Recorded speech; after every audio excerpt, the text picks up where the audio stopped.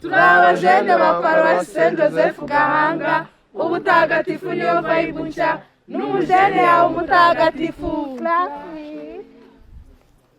Murakoze, nitwa Irakoze Esther, ndi umujene naturutse muri Archdiocese ya Kigali muri paruwasi Mutagatifu Joseph Gahanga, Centrale Gahanga, by'umwihariko mu mpuza Mutagatifu Yohani Ntumwa. Nanjye naje ndi umujene hagarariye abandi muri paruwasi ya Gahanga, twitabire forum national yabera hano muri diocese ya Byumba. Nk'inyota njye nazanye hano muri forum, nari mfite inyota yo kumenya gusenga, by'umwihariko mu isengesho ryo gushengerera. Twatangiye rero kwiga bijyanye n'isengesho ryo gushengerera. Ni byiza gushengerera Yezu Kristo mu sakramento tagatifu ry'Ukaristiya, kuko niho turi kuganira na Yezu imbona nkubone, atureba natwe tumureba, tumubwira ibyacu byose. Rero forum irakomeje, ibindi byiza byinshi tugenda twungukira no ngaha tugenda tubibagezaho. Ni byinshi biteye amatsiko kandi bizadufasha nk'abajene mu gukura mu isengesho. Murakoze, nitwa Tuyisenge Diane. Nkaba ndi umujene wo muri paruwasi ya Gahanga, Centrale Gahanga, nkaba nuruka mu muryango remezo muri Muzi ya Runzenze. Nkaba naraje hano ngahe Byumba muri forum.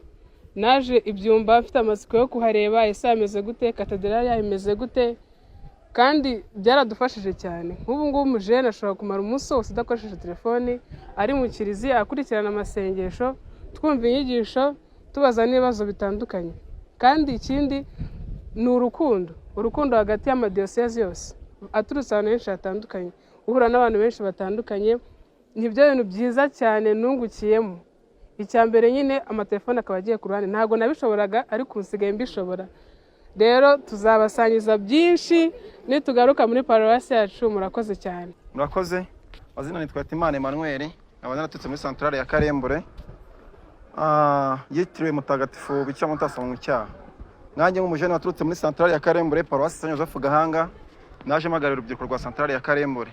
Nubwo Centrale yacu ifunze ariko imitima yacu ntabwo ifunze. Mu kintu nifuzaga kuza muri forum nationale y'urubyiruko rwa Katolike, yashaka kumenyana n'abandi bantu. Ikindi kintu nifuzaga kumenya gusenga no gutarama no kuvuga ishapure. Ishapure imwe ntabwo nari nyizi, nari nzi ishapure isanzwe ariko mu nyigisho twafashe twabanje turayiga. Mu bintu nzasangiza abagenzi banjye cyangwa bo nasize muri Centrale yanjye, harimo kumenya kubana n'abandi, kuko nk'umuntu w'Ikigali ushaka kumubwira ngo kubyuka saa 1 nabishobora, ariko turabyuka tukajya muri dushe tukoga, tukaza tukavuga ishapure, tukanasenga, tukana animation cyane ku yandi madiyoseze nagiye mbibonamo. Ubwo rero muri bagenzi banjye basigaye aba Centrale y'aba paruwasi yacu, icyo tuzafatanya nk'urubyiruko rwahagarariye abandi, tuzabigisha uburyo twakwanima cyangwa twateza urubyiruko rwacu imbere mu bijyanye no gusenga no mu kwiga inyigisho nyinshi nk'izo twafashe kuri musenyeri w'iyi diocese. Niwe uyu munsi iyo yaduhaye wa Cyangugu, ni myinshi twabyanditse tuzabibasobanurira. Murakoze. Amazina yanjye ni Ineza Pastedi, nkaba naturutse muri paruwasi ya Gahanga, mpuza ya Gahanga ya mbere, umuryango remezo Mama Faustina. Nanjye ndi umwe mu bajene bitabiriye forum national hano Ibyumba ku nshuro ya 23. Je naje mfite inyota yo kumenya uko nagira vibe muri Nyagasani, kandi ibyo naje nshaka narabibonye. Batwigishije kwanima, abantu twarishaye mu bintu by'Imana, twagize natwe ubu ngubu dufite vibe muri Nyagasani. Twamenye kubana n'abandi, twamenye gusengera hamwe tugahuza imitima, twamenye byinshi, twamenye amateka y'ino diocese ya Byumba, twahawe inyigisho ku rukundo ndetse no kubana n'abandi muri Nyagasani. Twamenyereye imbeho, twamenyereye byinshi. Murakoze. Murakoze. Nanjye nitwa Adeline Nakiza, nkaba ndi umujene wo muri paruwasi ya Gahanga, Centrale ya Gahanga, uza muryango remezo ya Rebero, umuryango remezo witiriwe Mutagatifu Bernadette. Ntabwo nari nzi ko umujene yamara iminsi igera kuri 5 atari iwabo. Gusa byari ibintu byiza, narishimye, namenyanye n'abandi. Namwe ndabararikiye kuzaza muri forum y'ubutaha. Murakoze. Murakoze. Nanjye banyita Mucyo Corbert, nkaba naturutse muri Muza ya Murinja. Iyi ni forum ya mbere nitabiriye, forum yo ku nshuro 22. Hanyuma twagize amahirwe yo kuganirizwa n'abapadiri batubwira ibyiza byo kwinjira mu bupadiri, yo guhabwa isakaramento. Tugira amahirwe yo kuganizwa n'abamansera abaturutse mu mpande zo hirya. Tugira amahirwe yo guhura n'abantu bo muri RDC, mu Butaliyani. Twize byinshi, abasaserdoti, abepiskopi baratwigisha ku masakaramento, ikiza cyayo, itandukaniro hagati ya kiliziya n'andi madini. Twe tugira amasakaramento 7 mu gihe abandi bagira rimwe. Batubwira byinshi kandi ndabifuriza mwese kuzaza muri forum ikurikiyeho. Murakoze. Murakoze. Nitwa Sibomana Silvestre, abankomoka muri diocese ya Nyundo, muri paruwasi ya Murunda, yarageje Bikira Maria umwamikazi wa Rozari. Abantu noroka muri Santara ya Rugoti. Nishimiye kubana n'urubyiruko, nkaba mfite byinshi nababwira muri gahunda ya forum y'urubyiruko yabereye muri diocese ya Byumba. Tukaba twarizemo byinshi cyane. Twamenyemo uburyo tugomba kuriza amasakaramento, uburyo tugomba kugira gute kwitagatifuza dukoresheje amasakaramento. Twungutsemo uburyo bwo kwicara ugatuza, ukitekerezaho, hanyuma ugatekereza uriwe n'umubano ufitanye n'Imana. Rero twungutsemo n'inshuti, abavandimwe. Ariyo mpamvu nanjye ndi kumwe n'abajene ba Arkidiocese ya Kigali ya paruwasi, muri paruwasi ya Gahanga. Tukaba twishimye kuba turi kumwe, tukaba twarabaye umwe, ndetse tukaba twanabaye n'inshuti, hakazakurikiraho gahunda yo gusurana. Rero ni byinshi nababwira twungutse muri gahunda ya forum y'urubyiruko yo muri Byumba. Tukaba tuzakomeza kubagezaho nitugera iwacu, tubasangiza ibyo twavuyemo bifite ubwenge n'ubunararibonye mu buryo bwo kwitagatifuza tugana inzira y'Imana. Murakoze. Murakoze. Nitwa Mamiye, naturutse muri paruwasi ya Gahanga, Santarari Gahanga. Naje muri no forum nationale. Ndishimye cyane, nahuye n'abantu bashyashya, nungutse inshuti, by'umwihariko nigiye mushyushya mu rugamba w'umukobwa ukomeye. Ikindi kintu nigiyemo hano, nigiyemo gutinyuka. Ndatinyuka mvugira imbere y'abantu benshi, mu bantu barenga 3000, ngafata umwanya wanjye nkavuga. Ikindi nigiyemo urukundo, kwitaho, tugasobanukirwa amasakaramento yacu duhabwa, twasobanukirwa amasakaramento uko ari 7, by'umwihariko isakaramento rya penitensiya twitagatifurizamo dusobanuramo ibyaha. Ikindi kintu nugiyemo muri forum, nugutse inshuti nyinshi kandi nziza, ku buryo mba numva niyo ubutaha namwe nabashishikariza kuzamo kugira ngo namwe mugire ibyo nabonye. Murakoze. Murakoze cyane. Nitwa Furatiri Jean Baptiste ngizwe nayo, nk'abandi umufuratiri wa Paruwasi Saint Joseph Gahanga. Nkaba mvuka mu muryango remezo muri impuza ya Mutagatifu Maximilian Kolbe. Nkaba rero nanjye nishimiye kubana n'abajene muri forum iri kubera muri diocese ya Byumba. Mu by'ukuri ni igikorwa cyiza kiliziya iba yaduteguriye. Turashimira mbere na mbere abepiskopi, inama y'abepiskopi mu Rwanda, kuko badutegurira igihe cyose ibigomba gufasha urubyiruko kugira ngo turusheho gukura mu bukristu. Iyi forum rero abajene twigiyemo byinshi, twigiyemo ingingo zitandukanye. Babanje kudusobanurira intego nyirizina, kuko turi abahamya b'amizero, ubuvandimwe n'amahoro. Izo ngingo akaba arizo zidufasha gukomera mu kwemera kwacu, kuko dufite icyerekezo kigana ku butagatifu. Tugomba gukora urwo rugendo dufite ukwemera gushyitse muri Kristu, kandi twizeye ko ubuzima bwiza tuzabamo tubutangira hano ku isi, kandi tukabana nk'abavandimwe bafite icyerekezo kimwe muri kiliziya. Izindi ngingo zadufashije ni ukubona umubare munini w'abajene kandi bafite umuhate wo gukorera Imana, bafite umuhate wo gukurikira Nyagasani. Ibyo byose rero bigenda bidufasha gutera intambwe mu bukristo bwacu nk'abajene. Nishimiye cyane guhura n'abajene bo mu madiocese 9, harimo n'abafuratiri bagenzi banjye. Abo bose twarwongeye twunga ubumwe, duhuza ubuvandimwe, dukomezanya urugendo. Iyi forum rero niyo kudufasha kongera kubyutsa ubukristo bwacu. Abajene aho bari barangwa n'ibyishimo, nashimishijwe cyane na morale y'abantu bose, kubona abantu bose bishimye ko bahuye n'abandi, twungutse inshuti, twunguka abavandimwe, abo dukoranye uru rugendo rwo kwemera.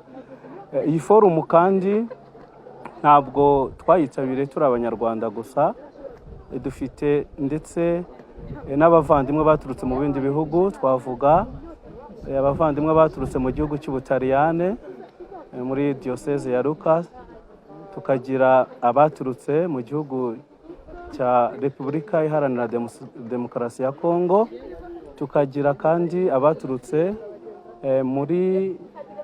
muri Tanzania ndetse no mu gihugu cy'Ubugande. Abo bose bakaba baraje kwitabira iyi forumu y'urubyiruko kugira ngo nabo bavome kuri iyo soko yo kugira dukomeze gukura mu bukristo bwacu. Ibyo byose bizadufashe gutera imbere kandi bizadufashe no gusesekaza ubwo butumwa bwiza Kiliziya yatugeneye kugira ngo tuzabugeze ku rundi rubyiruko abatarabashije kwitabira forumu. Rero nkaba nashishikariza urubyiruko rwo hirya no hino kugira ngo nabo bazajye bitegura. Forumu ni nziza cyane, idufasha gukura mu bukristo bwacu, tugasobanukirwa ibyo tudasobanukiwe bijyanye n'amasakramentu, bijyanye n'uburyo tugomba kubaho nk'abakristo, kandi bigakomeza n'ubuvandimwe bwacu. Murakoze. Murakoze mu bitanye mutwibwira. Nitwa Sel Marie Rose Mukanyandwi, mba mu muryango wa Bikira Mutagatifu Yosefu Bijerona. Tukaba dukorera ubutumwa ahantu hatandukanye, ariko njye nkambukorera muri Archdiocese ya Kigali, Paruwasi Regina Pacis Remera. Murakoze cyane. Turi hano muri forumu nationale ikorera muri Diocese ya Byumba. Ubundi umujene waje muri forumu akwiye kuba atahana iki? Nk'umujene wagize amahirwe yo kuza muri no forumu nationale yabereye muri Diocese ya Byumba, ibyo yagatahanye ni byinshi, kubera ko twagize amahirwe yo kubyirwa ibintu bitandukanye, mpereye nko ku byatwigishijwe ejo na musenyeri wa Diocese ya Byumba. Yatwigishije ku migenzo mbonezamana, mbonezabupfura na mbonezamubano. Iryo ni inyigisho zadushimishije cyane nk'abajene baturutse mu ngeri zitandukanye, mu mpande zose z'igihugu ndetse no zo mu baturanyi. Iyo migenzo mbonezabupfura yakagombye kuturanga, ndetse na mbonezamubano, tukabasha kubungabunga buriya buvandimwe bwacu butagira imipaka. Tukumva ko tutari hano turi nk'abanyarwanda gusa, ahubwo tugomba ubuvandimwe bwacu tugomba kubwagura, ndetse n'abariya bose baje badusanga bakabasha no kutwiyumvamo. Ari umujene wavuye mu rugo aje muri forumu, azi ko azahura n'imiryango y'abihayimana itandukanye, akumva wenda ko nawe iyo miryango yayigana. Ni ryari ubundi umujene akwiye kumenya ko umuhamagaro we waje? Murakoze cyane. Umujene igihe akagombye kumenya ko umuhamagaro waje, yego ntabwo byoroshye, ariko kugira ngo nibura ubashe kumenya ko ufite umuhamagaro, hari aho bigomba kuva. Cyambere no kugira ubusabane n'Imana. Igihe cyose ufite ya nyota yo kwegera Nyagasani, twe duhamya tudashidikanya ko mu isengesho duhuriramo na Nyagasani, akavuga tukumva, tukamutega amatwi, tukabasha kumva rirajwi rye ritoya riduhamagara, mbese riduha n'ubutumwa, riduha icyerekezo cy'ubuzima. Ubwo rero nk'abajene baje hano bafite iyo nyota, nababwira ngo ntimugire ubwoba, nimugire buriya busabane na Nyagasani, mumwiyereke, mumugenere igihe cye gikwiriye, azabavugisha kandi muzabasha kumva ijwi rye. Ngize nk'amahirwe na njyewe nko mu butumwa bwanjye nshinzwe gukurikirana urubyiruko rushaka kwiyegurira Imana mu muryango wacu hano mu Rwanda. Gerageza kujya mu madiyoseze yose atandukanye, ubwo ngubwo ndabararikiye, tuzajya duhura, tuzajya tuganira cyane. Murakoze cyane. Murifuza ko abajene bitabiriye forumu batahana iki? Icyo nabifuriza batahana nuko by'umwihariko iyo migenzo mbonezabupfura, mbonezamubano iturange aho turi hose nk'abajene, ntacyo twishisha, ntacyo twikanga, ahubwo tumve ko twese turi abavandimwe. Amazina ni Fratiri Olivier Nizeyimana, n'abandi umufatiri wa Archdiocese ya Kigali, gukorera stage cyangwa se umwaka wo kwimenyereza muri paruwase yitiriwe Umwamikazi wa Rozari Mugoti. Ubwo rero bikaba ari ibyishimo kuba twaje muri forumu y'igihugu iri kubera muri diyoseze ya Byumba. Ni umwanya mwiza wo guhura nk'abajeni tukaganira ku bintu bishobora kutwubaka mu kwemera, ndetse nk'uko twese duhamagariwe ubutagatifu, hari ibintu byinshi bishobora kutugeza ku butagatifu nk'inyigisho zigiye zitandukanye, akaba arizo turi guhabwa muri iyi forumu. Twabonye byinshi, twungutse byinshi, twiteguye gusangiza n'abandi twasize mu maparuwasi aho twagiye duturuka. Murakoze cyane.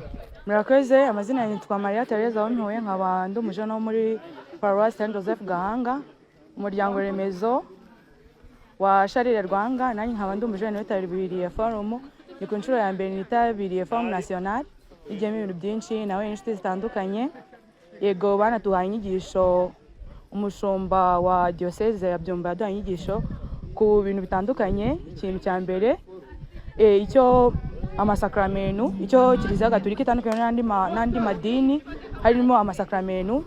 Hame rya mbere n'irindi hame ryo kuba Bikira Mariya umubyeyi wa Yezu Kristu, n'ungukiyemo izindi nshuti zitandukanye. Mbese nyine ibintu byose byagenze neza hano ngaha muri Byumba. Ni inshuro ya mbere nitabiriye forumu. Murakoze. Amazina yanjye nitwa Nshimiyimana Samuel cyangwa se Kamana. Nanjye ni umujene wo muri paruwasi Gahanga Saint Joseph muri santrali ya Karembure. Naje mpagarariye abajene mu makora y'urubyiruko. Muri make nanjye naje hano Ibyumba muri forumu nationale y'urubyiruko. Nanjye nahigiye byinshi, harimo nko kuba narize nanjye kuba nabyuka nkajya gusenga kugira ngo mfate umwanya munini nkuta ku ikoranabuhanga kuri telefoni. Ikindi nize kuba nakiyadabuta na bagenzi banjye tukabana turi benshi muri rusange. Murakoze cyane.